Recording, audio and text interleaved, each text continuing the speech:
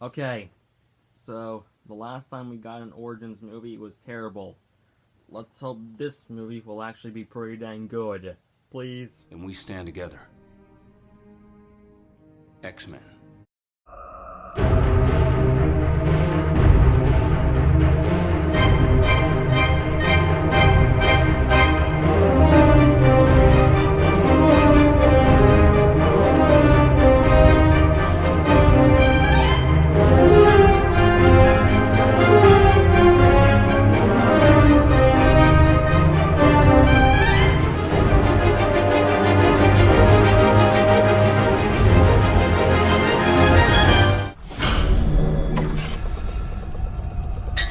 Well, it's time to take a look at X-Men, the X-Men First Class.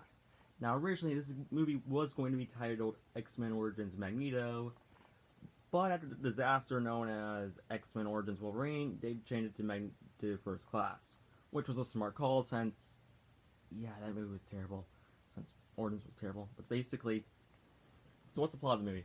Well, it takes place during the 1940s, where Eric and Charles Xavier meet for the first time to form a team in order to stop the Cubic Crisis.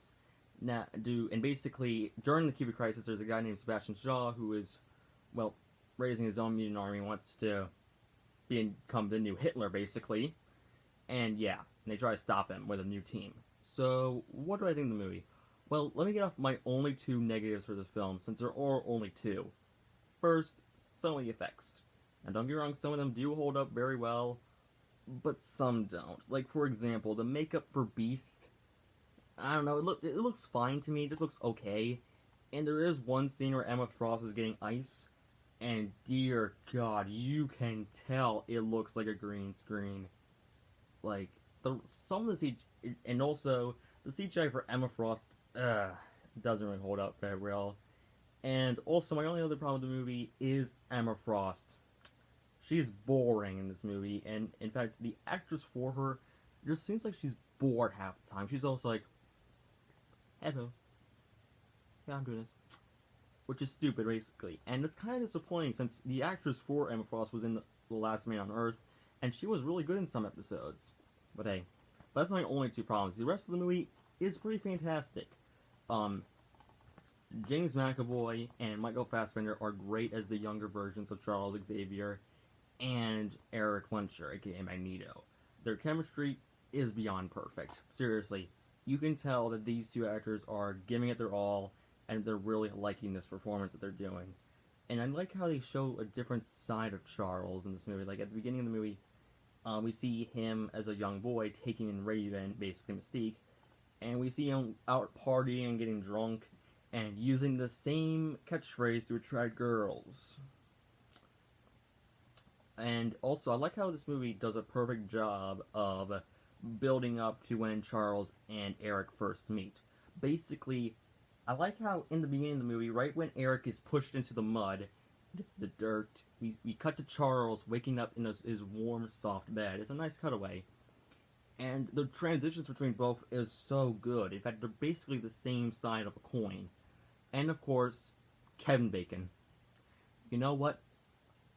I bet $5 if Star-Lord watched this movie and saw Kevin Bacon kill Magneto's mom. Yeah, Peter would be angry. Yeah, but still. Also, some of the new characters, I really like some of them. I like Alex Summers, aka Havoc. I like Darwin. It is kind of sad they did kill him. They did kill him off, but still. And I also like other characters such as Banshee and Raven. Also, the action in this movie is actually pretty good for the most part, and I really like that final battle in this movie, and you honestly understand why Magneto does learn to hate humans. Basically, at the end of the movie, the after Shaw is killed, they decide to launch all nukes at the island to basically get rid of all mutants. And Charles and Xavier, no, not Xavier, Eric is angry at this because all like, how dare these humans?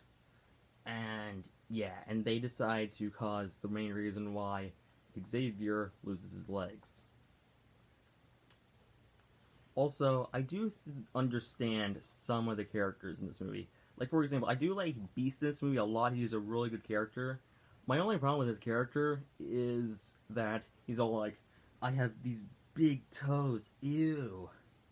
Dude, really? Big toes? That's what you're worried about people not liking you for? Look at Mystique. She looks blue the entire time, and she can only be normal when she transforms.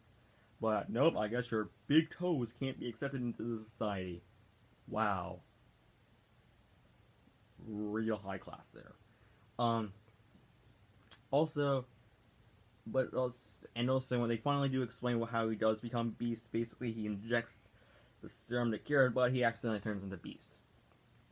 And also, the Wolverine cameo.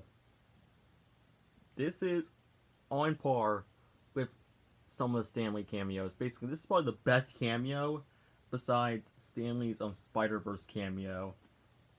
Every time I watch the scene, I laugh my butt off. He basically says, "Go screw yourself." That is just, we finally get to see Wolverine on the live-action stage say the F-bomb. Thank you, Matthew Vaughn. Also, Matt Vaughn went to create Kingsman, and I love that movie, really. And Girl in Circle is just good. Not fantastic. So, overall rating for First Class, 9 out of 10. I do think this is a really good superhero movie. And it's also came out the year as Captain America, the first Avenger. And I'm not gonna lie, I have a hard time picking between these two. They're both really well done movies. So, see you all later when we talk about X-Men, Days of Future Past. Oh, wait, I have to talk about the Wolverine. Okay, before I talk about this movie, I'll talk about the Wolverine. Why can't I just have my fun? So, I hope you like this video, and be sure to like and subscribe. So, overall rating, 9 out of 10. See you all later, and bye.